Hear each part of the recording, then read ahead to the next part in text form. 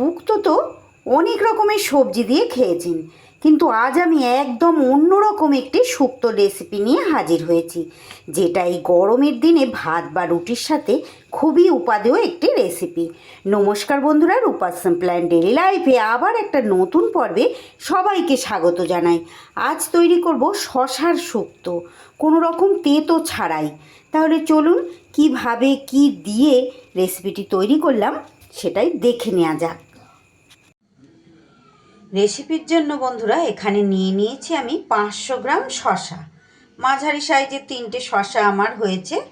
এবার সবার প্রথমে যেটা করতে হবে, শশা আমি ছাড়িয়ে ভালো করে গোটা অবস্থায় ধুয়ে নিয়ে তারপরে দেখুন এইভাবে গোল গোল করে কেটে নিয়েছি পুরো শশাটাকে।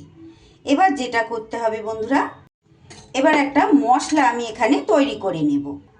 সবার প্রথমে দিয়ে দিচ্ছি 1 চামচ সাদা তিল, তারই মধ্যে দিয়ে দিচ্ছি 1 চামচ পোস্ত, আর দিয়ে দিচ্ছি এখানে 1 চামচ সাদা সর্ষে। এবার এটা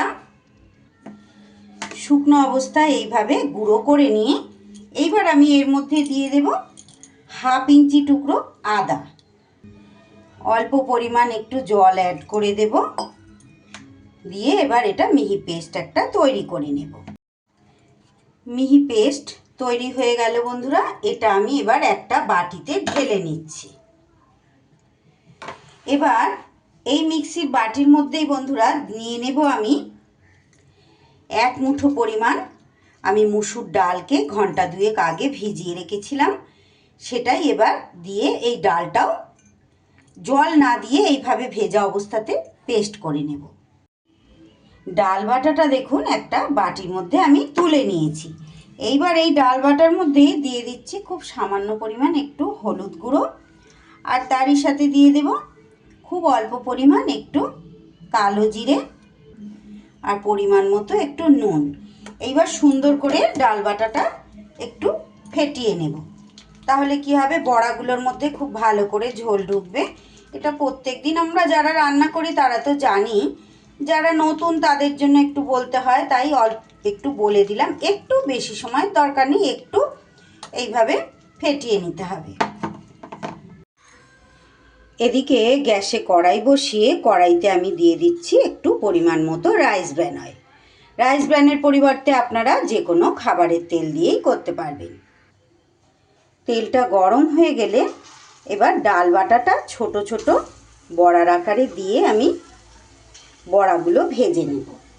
আমার চ্যানেলে এই ধরনের নিত্য নতুন রেসিপি পেতে প্লিজ বন্ধুরা আমার চ্যানেলটা সাবস্ক্রাইব করুন, পাশে থাকা বেল আইকনটা অল করে রাখুন, যাতে যে কোনো রকম নতুন ভিডিও আপলোড করলে সবার আগে আপনাদের কাছে নোটিফিকেশান পৌঁছে যায়, আর আপনারা সময় মতো দেখে নিতে পারেন। আমার চ্যানেলে নতুন বন্ধু পুরনো বন্ধু সব বন্ধুদের জন্য অনেক অনেক ভালোবাসা আর অসংখ্য ধন্যবাদ আমার সকল বন্ধুদের, যারা প্রত্যেক দিন আমার সঙ্গে থেকে আমার রেসিপিগুলো দেখে। আর অনেক শুভকামনা রইল আমার নতুন বন্ধু পুরনো বন্ধু সকলের জন্য। ডালের বড়াগুলো উল্টে পাল্টে একটু লাল লাল করে ভেজে নিতে হবে। শশা কিন্তু খুবই ঠান্ডা একটা সবজি বলা যাবে না, এটা ফল হিসেবেই আমরা বেশি খাই। তবে এইভাবে যদি একবার এই শশার রেসিপিটা তৈরি করেন বন্ধুরা, গরমের দিনে তো একটু ঠান্ডা ধরনের সবজি বা এই ধরনের রেসিপি কিন্তু আমাদের একটু খেতে বেশি ভালো লাগে, কারণ অতিরিক্ত গরমে মুখে আমাদের অরুচি চলে আসে। মাছ মাংস যাই খাই না কেন একটু এই ধরনের রেসিপিতে কিন্তু বেশি তৃপ্তি আনে। তাই অবশ্যই একবার এইভাবে ট্রাই করবেন বন্ধুরা, ভীষণ লোভনীয় একটি রেসিপি। সামান্য ঘরে থাকা উপকরণ দিয়েই প্রত্যেক দিন কিন্তু আমি এই ধরনের রেসিপিগুলো শেয়ার করে থাকি। যারা প্রত্যেক দিন আমার ভিডিও দেখেন তারা জানেন, যারা নতুন এসেছেন তাদের উদ্দেশ্যে বলছি। ফেসবুক পেজ থেকে যদি কেউ আমার রেসিপিটি দেখে থাকেন, রেসিপি ভালো লাগলে আমার পেজটা ফলো করার অনুরোধ রইল তাদের কাছেও। এইভাবে উল্টে পাল্টে বড়াগুলোকে ভেজে নেব। একদম সিম্পল একটা রেসিপি, কিন্তু ভীষণ সুন্দর লাগে খেতে। শুক্তো মানেই আমরা সবসময় তেতো বুঝি, তবে আজকে আমি কিন্তু কোনো রকম তেতো ছাড়াই এই শুক্তোটা রান্না করব। ভীষণ খেতে টেস্টি। শশা নাম শুনলেই হয়তো অনেকে খেতে চাইবেন না, নাম না বলে পাতে শুধু 1 চামচ দিয়ে দেবেন, দেখবেন তারপরে সত্যি চেয়ে চেয়ে খাবে, বলবে যে এত সুন্দর এত লোভনীয় রেসিপি যে দারুণ লাগলো খেতে। বড়া কিন্তু আমার ভাজা হয়ে গেছে, এবার এগুলোকে আমি কড়াই থেকে তুলে নেব। এর আগে আপনারা কেউ এইভাবে শশার রেসিপি, শশার শুক্তো খেয়েছেন কি না অবশ্যই আমাকে কমেন্ট করে জানাবেন। এইবার আমি এই তেলের মধ্যে ফোড়নে দিয়ে দেব একটা তেজপাতা, আর দিয়ে দেব, দেখুন বন্ধুরা খুব সামান্য পরিমাণ নিয়ে নিয়েছি এখানে রাঁধুনি, আর একদম অল্প পরিমাণ একটু দিয়ে দিচ্ছি মেথি। ফোড়নে অবশ্যই এইটা কিন্তু ব্যবহার করতে হবে। এই রাঁধুনি আর মেথির ফোড়নে অত্যন্ত লোভনীয় হয়ে উঠবে এই শুক্তো। ফোড়ন থেকে একটু গন্ধ বেরোলে আমি কিন্তু গ্যাসটা বন্ধ করে দিয়েছি বন্ধুরা, না হলে ফোড়ন পুড়ে যাবে, যেহেতু বড়া ভেজেছি তেলটা খুব গরম। এইবার আমি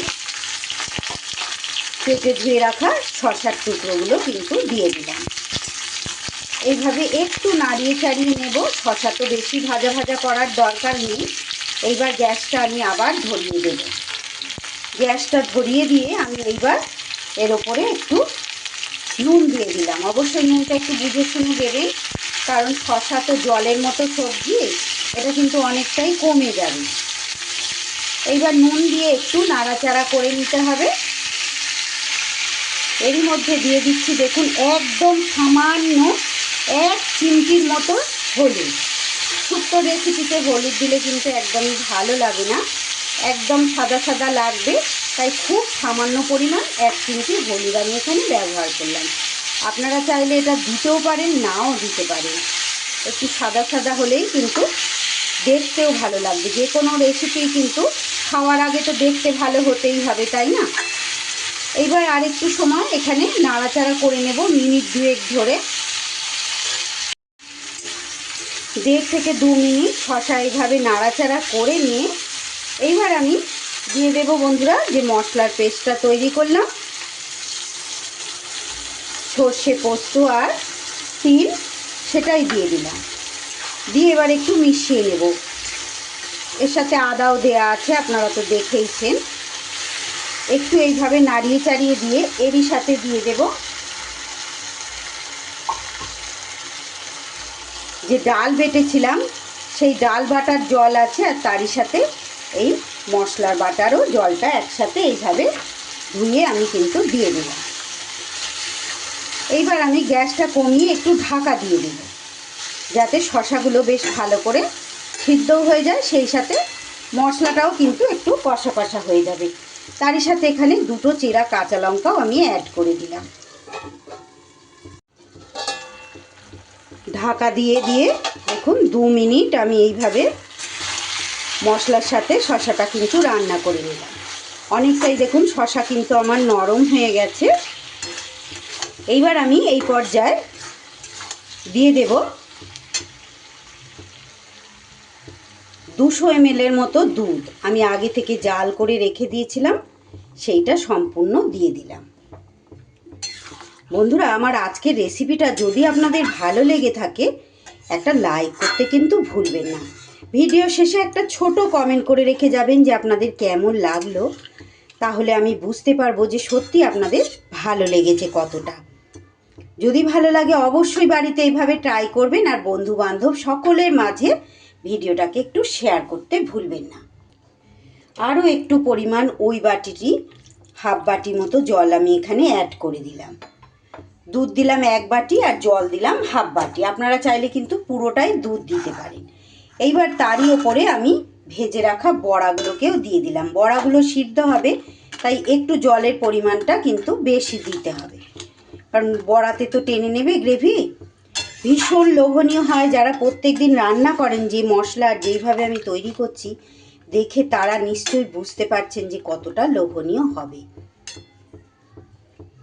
আপনারাও একদিন এইভাবে তৈরি করে খেয়ে দেখবেন বন্ধুরা, যে কোনো দিনই করতে পারবেন, যেহেতু এটা সম্পূর্ণ নিরামিষ। দিয়ে দিলাম খুব সামান্য পরিমাণ একটু চিনি, অনেকেই জানি চিনি আপনারা পছন্দ করেন না, তবে যাদের একান্ত প্রবলেম তারা ছাড়া এই চিনিটুকু দেওয়ার চেষ্টা করবেন, তাহলে কিন্তু ভীষণ সুন্দর হবে, স্বাদের ব্যালেন্স হবে, ভীষণ ভালো লাগবে খেতে। এইবার আমি গ্যাসটা কমিয়ে দিয়ে আবার 2 মিনিটের জন্য খুব ভালো করে রান্নাটা করে নেব। ঢাকা চাপা দিয়ে লো ফ্লেমে দেখুন আরও 2 মিনিট রান্নাটা আমি করে নিয়েছি। বেশ মাখা মাখা ভাব হয়ে গেছে আর বড়াগুলোও বেশ গ্রেভি ঢুকে বেশ ফুলো ফুলো হয়ে গেছে। আমার আজকের এই অত্যন্ত লোভনীয় শশার শুক্তোর রেসিপি তাহলে আপনাদের কেমন লাগলো বন্ধুরা, অবশ্যই একটা ছোট কমেন্টের মাধ্যমে জানিয়ে যেতে ভুলবেন না। আর যদি ভালো লাগে একটা লাইক করে দেবেন, আর শেয়ার ও নতুন বন্ধুরা সাবস্ক্রাইব করতে কিন্তু ভুলবেন না। এবার আমি গ্যাস বন্ধ করে দেব, দিয়ে এটা আপনারা কিন্তু গরম গরম ভাত বা রুটি যে কোনো আইটেমের সাথেই কিন্তু পরিবেশন করতে পারবেন। এই গরমের দিনে ভীষণ সুন্দর, খুব লোভনীয় একটি পুষ্টিকর রেসিপি। আজকের রেসিপিটি তাহলে কেমন লাগলো, ভালো লাগলে ভালোবেসে একটা লাইক আর কমেন্ট করতে কিন্তু ভুলবেন না। আজকের মতো তাহলে বিদায় নিচ্ছি, আবার ফিরে আসছি নতুন কোনো সহজ লোভনীয় রেসিপির সাথে। ততক্ষণ আপনারা সবাই খুব ভালো থাকুন, সুস্থ থাকুন। ধন্যবাদ।